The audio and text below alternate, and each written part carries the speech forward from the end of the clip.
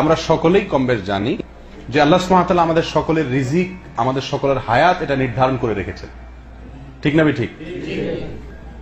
তো এই যে আল্লাহ সুবহানাহু ওয়া তাআলা আমাদের জন্য হায়াত নির্ধারণ করে রেখেছেন, রিজিক নির্ধারণ করে রেখেছেন, যেটুকু হায়াত, যেটুকু রিজিক নির্ধারিত আছে তার চাইতে বেশি হায়াত, বেশি রিজিক আমরা ভোগ করতে পারবো না।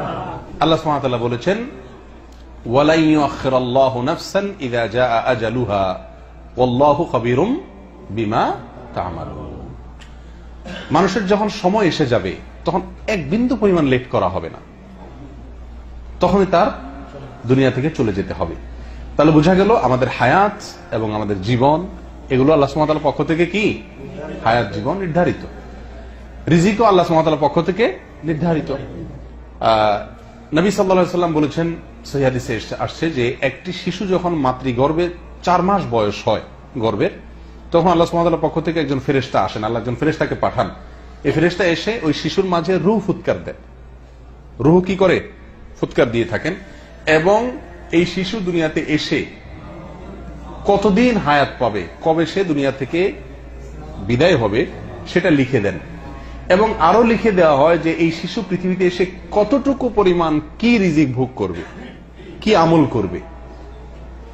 তাহলে এই হাদিস থেকে বোঝা গেল আমাদের হায়াত, আমাদের রিজিক এগুলা সব আল্লাহর পক্ষ থেকে নির্ধারিত এবং চূড়ান্ত। ঠিক না বেঠিক? অথচ আমরা জানি অনেক আমল করলে, কোরআন এবং সুন্নাহ অনেক আমলের ব্যাপারে আমাদেরকে নির্দেশ করা হয়েছে যে অমুক আমল করলে, অমুক কাজটা করলে আমাদের রিজিক বাড়ে, হায়াত বাড়ে। এরকম আছে না?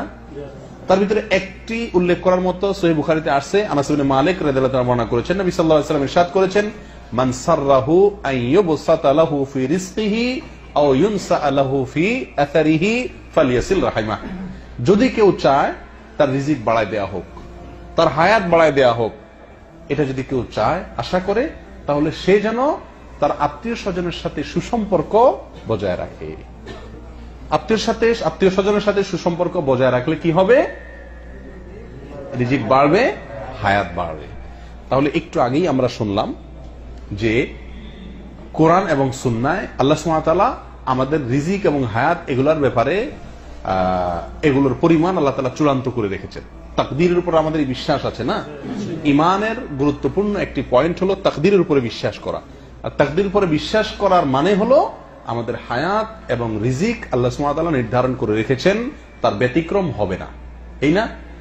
অথচ বুখারীর হাদিস থেকে বোঝা যাচ্ছে যে আত্মীয় স্বজনের সাথে সুসম্পর্ক বজায় রাখলে হায়াত বাড়বে, রিজিক বাড়বে। তো আল্লাহ যদি এটা নির্ধারণ করেই রাখেন, আবার আমল করলে বাড়বে কিভাবে? প্রশ্নটাকে বুঝতে পেরেছেন আপনারা? এই প্রশ্নের উত্তর কি?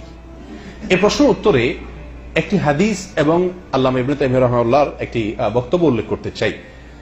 তিরমিজিতে এক হাদিসে আসছে, নবী সাল্লাল্লাহু আলাইহি ওয়াসাল্লাম বলেছেন যে এক সাহাবী নবী সাল্লাল্লাহু আলাইহি ওয়াসাল্লামকে জিজ্ঞেস করছেন, ইয়া রাসূলুল্লাহ, আমরা অনেক সময় বৈধ ঝাড়ফুঁক নেই, অসুস্থ হলে, অসুবিধা হলে, ঔষধ খাই চিকিৎসা হিসাবে, সতর্কতামূলক ব্যবস্থা গ্রহণ করি সতর্কতার জন্য। তো এই যে আমরা উপায়গুলো অবলম্বন করি, আল্লাহ আমাদের জন্য যা নির্ধারণ করে রেখেছেন, এই উপায়গুলো অবলম্বন করলে কি আল্লাহর নির্দেশ, আল্লাহর নির্ধারণ, আল্লাহর ফয়সালা, আল্লাহর তাকদীরের কোনো হেরফের হয় কিনা? যদি হেরফের না হয় তাহলে এগুলা উপায় অবলম্বন করে লাভ কি? আর যদি হেরফের হয়ে যায় তাহলে আল্লাহর তাকদীর যে পরিবর্তনযোগ্য নয়, সেটা কিভাবে হলো? কথা বুঝতে পারছি? তখন নবী সাল্লাল্লাহু আলাইহি ওয়াসাল্লাম ওই সাহাবীকে বলেছেন, হিয়া মিন কাদারিল্লাহ।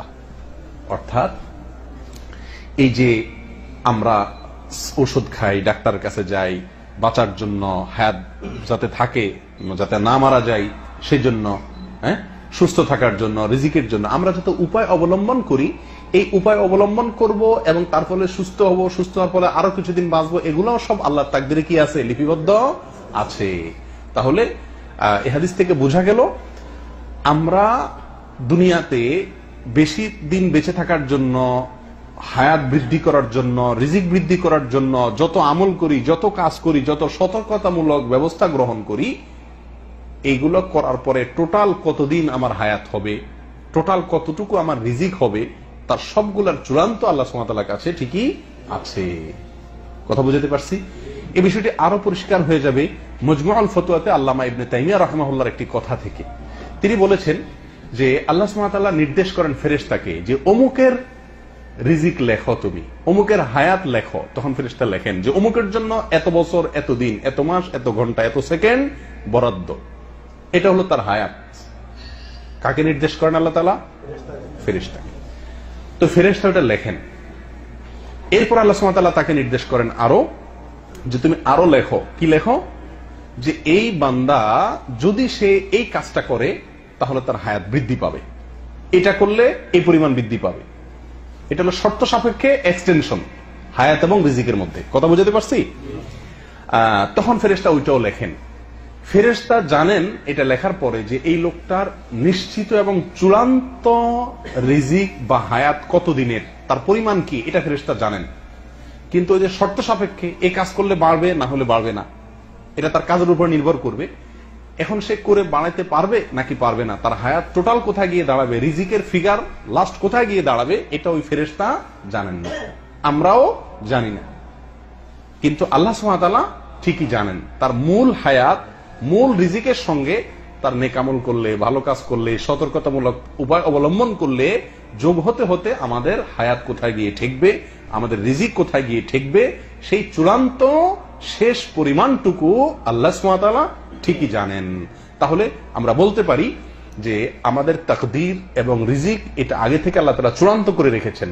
আর আমরা আমলের মাধ্যমে, কাজের মাধ্যমে, সতর্কতামূলক উপায় অবলম্বন করার মাধ্যমে আমাদের রিজিক এবং হায়াত বাড়তে বাড়তে কোথায় গিয়ে দাঁড়াবে সেটাও আল্লাহ সুবহানাহু ওয়া তাআলার ইলমে ঠিকই আছে।